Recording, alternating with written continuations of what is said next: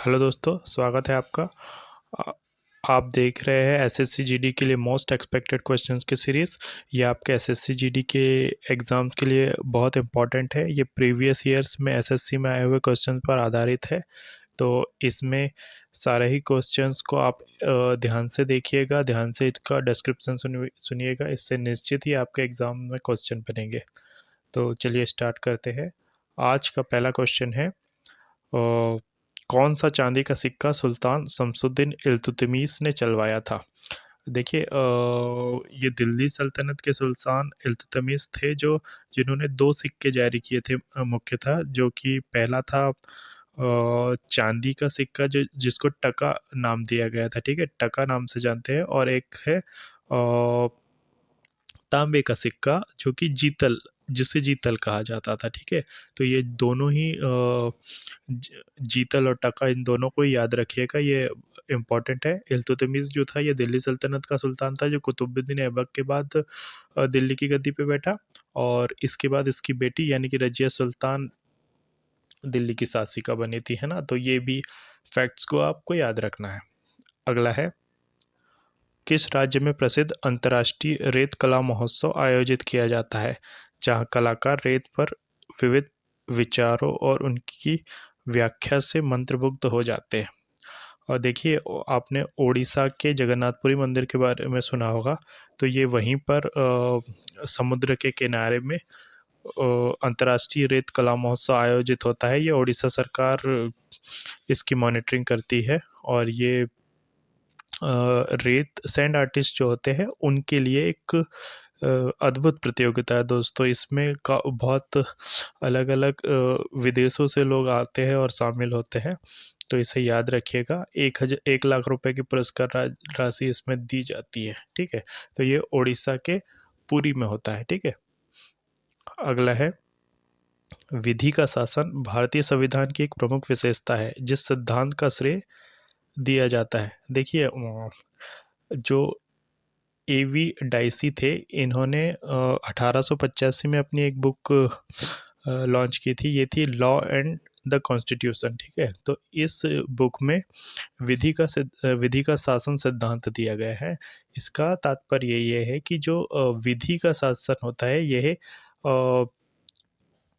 इससे बढ़कर कुछ नहीं है। मतलब संविधान में कोई भी व्यक्ति हो, इसे संविधान का पालन करना होगा। तो याद रखिएगा एवी डाइसी को दोस्तों, विधि के शासन सिद्धांत के लिए, ठीक है। अगला है, नीति आयोग द्वारा जारी किया गया श्वेत पत्र भारत में सार्वजनिक स्वास्थ्य की निगरानी से संबंधित है। देखिए, नीति आयोग ने अभी विजन 2035 नाम से श्वेत पत्र जारी किया था। श्वेत पत्र एक्चुअली में ये होता है कि भारत का विज़न क्या है किसी चीज़ को लेकर के, उस बारे में ये बात की गई थी। तो ये जो जन स्वास्थ्य की निगरानी को बढ़ाना, ये इसका मकसद था, ठीक है। तो ये विज़न 2035 याद रखिएगा। अगला है, मंदिर का वह भाग जिसमें मंदिर के मुख्य देवी देवता विराजित होते हैं उसे क्या कहते हैं। देखिए, जहाँ पे देवी देवताओं का स्थान होता है, उनकी स्थापना होती है, उसे गर्भगृह, हृदय स्थान या सबसे मुख्य स्थान माना जाता है, ठीक है। तो गर्भगृह याद रखिएगा। अगला है, भारतीय संविधान के अनुच्छेद 163 के अनुसार मंत्रियों द्वारा को दी गई किसी भी सलाह की किसी भी अदालत में पूछताछ नहीं की जाती। एक्चुअली में अनुच्छेद 163 में मेंशन है कि राज्यपाल को अपने कार्यों में सहायता और सलाह के लिए एक मुख्य मंत्री परिषद होगी जिसका अध्यक्ष मुख्यमंत्री होगा, ठीक है। तो ये इसमें ये मेंशन है कि जो सलाह या नीतियां मंत्री लोग बनाते हैं, राज्यपाल उसी के अंतर्गत कार्य करता है, ठीक है। और ये डिबेटेबल नहीं है, यानी कि अदालत में इससे रिलेटेड कोई भी चीज पूछताछ नहीं हो सकती, ठीक है। अगला है, ऋण 273.15 डिग्री सेल्सियस तापमान क्या कहलाता है। देखिए, इसे परम शून्य तापमान कहते हैं। परम शून्य तापमान यानी कि एब्सोल्यूट जीरो टेम्परेचर। इसका तात्पर्य ये है कि जब किसी भी पदार्थ के अणुओं के बीच की गति शून्य हो जाती है, यानी कि इससे कम ताप एक्चुअली में संभव नहीं है, ठीक है। तो 0 डिग्री केल्विन को या ऋण 273.15 डिग्री सेल्सियस को परम शून्य ताप माना गया है। अगला है 2011 की जनगणना के अनुसार किस राज्य में भारत में बौद्ध आबादी का प्रतिशत सबसे अधिक है? तो ये सिक्किम है दोस्तों। सिक्किम में लगभग 27% वहाँ की आबादी के हिसाब से 27% लोग बौद्ध थे 2011 की जनगणना के अनुसार। एक्चुअली सिक्किम जो है भारत और नेपाल की बॉर्डर पे है। तो नेपाल में लुम्बिनी पड़ता है जहाँ बौद्ध भगवान बुद्ध का जन्म स्थान जिसे माना गया है। तो ये काफ़ी उस एरिया में बौद्धिज्म फैला हुआ है, ठीक है, याद रखिएगा सिक्किम को। अगला है स्वतंत्रता आंदोलन की ग्रैंड ओल्ड लेडी के रूप में किसे प्रसिद्ध रूप से जाना जाता है? देखिए, ये अरुणा आसफ अली है। इन्होंने क्या किया था, भारत छोड़ो आंदोलन के दौरान 1942 में बॉम्बे में राष्ट्रीय ध्वज फहराया था, ठीक है। तो इसलिए ये काफ़ी फेमस है और एक स्वतंत्रता सेनानी है अरुणा आसफ अली, इन्हें याद रखिएगा। अगला है कुषाण वंश में वीमा कटफिसेस का उत्तराधिकारी कौन था? देखिए, कुषाण वंश का सबसे प्रसिद्ध राजा जो था कनिष्क, ये वीमा कटफिसेस का उत्तराधिकारी था, ठीक है। ये कनिष्क के समय में चौथी बौद्ध संगीति आयोजित हुई थी, ये भी इम्पोर्टेंट है, इसे भी याद रखिएगा। और कनिष्क मतलब ये कुषाण वंश से रिलेटेड है। कनिष्क वन इनको कंसिडर करिएगा, ठीक है। और ये बहुत बौद्ध धर्म के काफ़ी बड़े धर्म संरक्षक थे, ठीक है। तो इसे भी याद रखिएगा। अगला है कौन सा युद्ध वर्ष 1761 में हुआ था? देखिए, 1761 में पानीपत का तृतीय युद्ध लड़ा गया था।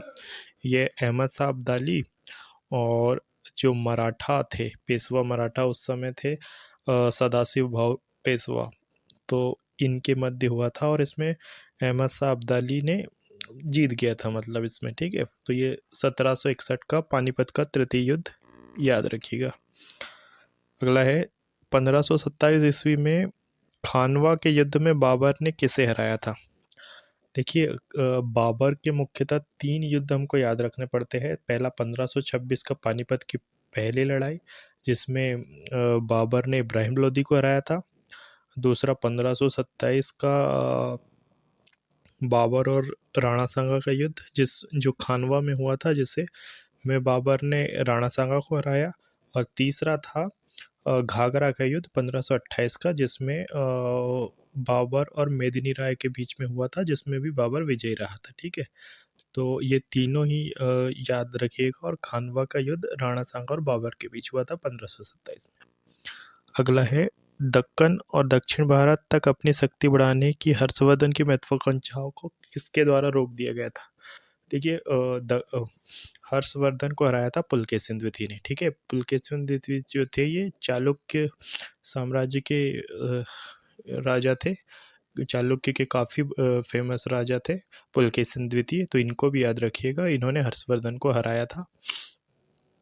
अगला है रासायनिक सूत्र C2H6 वाला अणु एक अणु है। देखिए, C2H6 को हम एथेन के रूप में जानते हैं।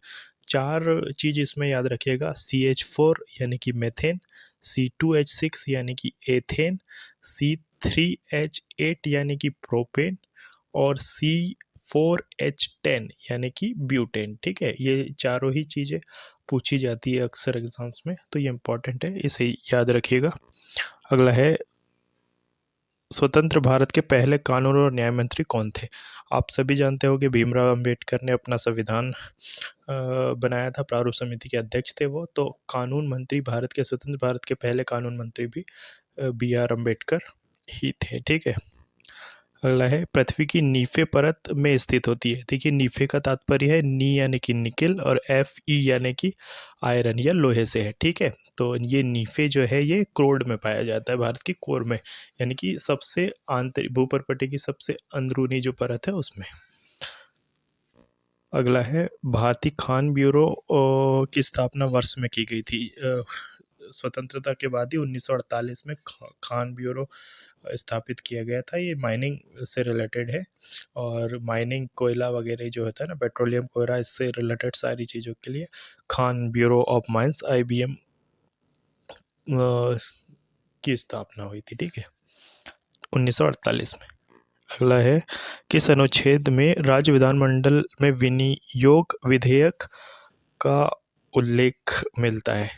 देखिए ये अनुच्छेद 204 में है। विनियोग विधेयक जो होता है, इसका मतलब है कि जो भारत की संचित निधि होती है ना, तो संचित निधि का यूज़ अगर किसी भी सरकार को करना है तो उसके लिए पहले विनियोग विधेयक पारित कराना होगा। उसके बिना भारत की संचित निधि का उपयोग नहीं किया जा सकता है। तो संसद में पहले विनियोग विधेयक आएगा, उसके बाद ही भारत की संचित निधि का यूज़ किया जा सकता है। तो ये है अनुच्छेद 204 में, ठीक है। प्रसिद्ध किला ए कोहना, पुराने किले की मस्जिद का निर्माण किसके द्वारा किया गया था? तो ये दिल्ली में है और ये शेरशाह सूरी ने बनवाया था, ठीक है। तो इम्पॉर्टेंट क्वेश्चन है, याद रखिएगा। तो ये थे दोस्तों कुछ इम्पोर्टेंट क्वेश्चंस आज के। आशा है ये आपने सारे फैक्ट्स को ध्यान से सुना होगा और ये बहुत उपयोगी होंगे आपके एग्ज़ाम्स के लिए। चलिए मिलते हैं अगले वीडियो में जल्दी ही। All the best.